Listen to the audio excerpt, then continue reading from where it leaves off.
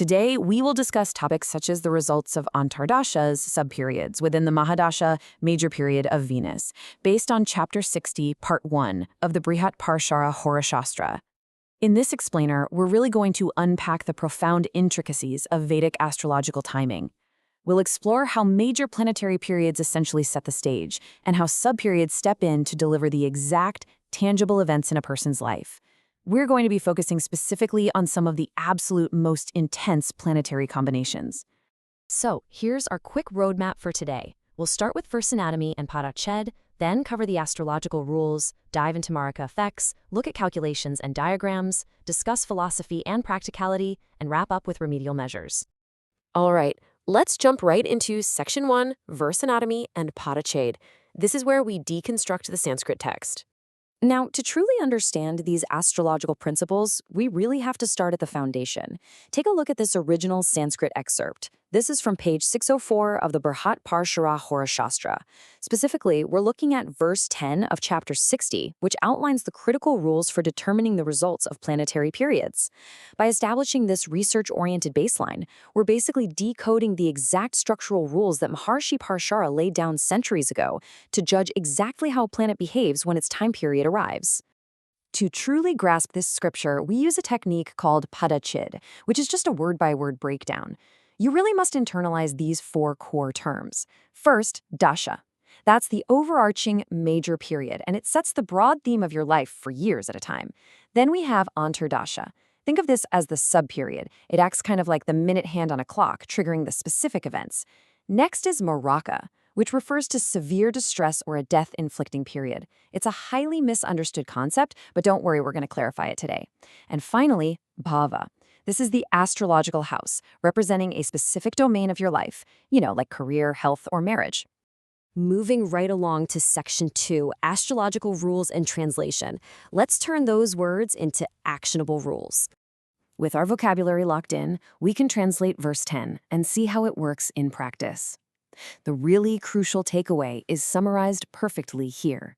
The major period, or Mahadasha, of Venus might promise luxury, relationships, or artistic growth, but the actual results you experience day to day, those depend entirely on the Antardasha, the subperiod planet. We have to ask, is that subperiod planet well placed? Does it own a good house? The way to think about it is that the Mahadasha is just the canvas, the Antardasha is the paint. This dynamic brilliantly illustrates how those rules manifest across the astrological chart. If a subperiod planet sits in a kendra, a quadrant, or a trikona, a trine, the text promises highly favorable results. We're talking success, wealth, and stability. However, if that exact same planet gets relegated to the 6th, 8th, or 12th bhavas, which are the houses of obstacles, sudden changes, and loss, the results become highly distressful. It's essentially this intricate dance of dignity, where the interplay of benefic and malefic lordships dictates the exact nature of your lived experience. That brings us to Section 3, a deep dive into Maraka effects, dealing with periods of extreme vulnerability. So, how do these rules actually apply when periods of extreme vulnerability align? While verse 10 gives us the foundational rules for Venus, Maharishi Parashara applies these exact same mechanics to one of the most intense periods described in the entire text, the Antardasha of Jupiter within the Mahadasha of Ketu. Now, Ketu is a planet of isolation, sudden detachment, and spirituality, right? When we enter Jupiter's subperiod within it, we have to look very closely at Jupiter's lordship to determine if it's going to act as a maraka, a harbinger of severe distress. And this presents a fascinating paradox. Naturally, Jupiter is the greatest benefic in all of Vedic astrology. It represents wisdom, wealth, and expansion. But the rules of Chapter 60 are absolute. If Jupiter happens to rule the 2nd or 7th house from the ascendant in a specific chart, it takes on a circumstantial, highly distressful role. Why? Because the 2nd and 7th houses are designated as Maraka houses. So, almost unbelievably, the planet of expansion suddenly becomes the executor of severe physical or emotional turbulence, bringing fear of premature death or profound crisis during that Ketu-Jupiter period. Let's shift gears to Section 4, Calculations and Diagram Methods. We need to learn how to map this vulnerability. To predict exactly when these Maraka effects might strike, we can't just rely on intuition. We need rigorous mathematics. Here's how we do it. Step 1. You must identify the exact balance of the Ketu Mahadasha at birth based on the moon's longitude. Step 2. You calculate the proportionate or duration of the Jupiter Antardadasha, which comes out to roughly 11 months and 6 days. But step 3 is where it gets crazy. We don't stop there. We zoom in even further to map the Pratyantardashas. Those are the sub-periods, breaking the timeline down into months, days, and the ancient Vedic time unit of Gatikas. This lets us pinpoint the exact weeks of maximum vulnerability. Alongside all that math, we use visual diagram methods. Step 1 involves casting the foundational Rashi, or D1 chart. In Step 2, you immediately locate the ascendant to determine which planets rule the 2nd and 7th houses. If Jupiter owns either one, the Marika alert is officially triggered. Step 3 is plotting the exact degrees of Ketu and Jupiter. Are they conjoined? Do they aspect each other? Are they in the dreaded 6th, 8th, or 12th position from one another? This diagrammatic assessment is exactly how you visually validate what the text is telling us. And achieving this level of precision requires exact tabulation. You can see here the standard tables from page 755 of the translated scripture, which are used to calculate the Pratyantradasas within an Antardasa. Notice how the columns are broken down by months, days, and Ghatikas. By the way, a Ghatika is equivalent to exactly 24 minutes. The ancient sages didn't just give a vague warning like, sometime this year you'll face a crisis. No, they used this exact mathematics to isolate the specific days and hours where the planetary geometry aligns to deliver that Marka effect. Now for Section 5, Philosophy and Practicality. Let's look at the modern applications of all this. So, what is the profound philosophical meaning behind this text? And how does it actually apply to us today? Well, philosophically speaking, America period, like Jupiter within Ketu, isn't some sort of cosmic punishment. Instead, it's the precise unfolding of past karma, specifically designed to detach you from the material world and force genuine spiritual growth. But practically, we still live in a material world, right? So the true importance of this knowledge is preparation. By knowing America period is approaching, you don't need to panic. Instead, you can proactively prepare for life's inevitable challenges with awareness and grace. So what should you really take away from this?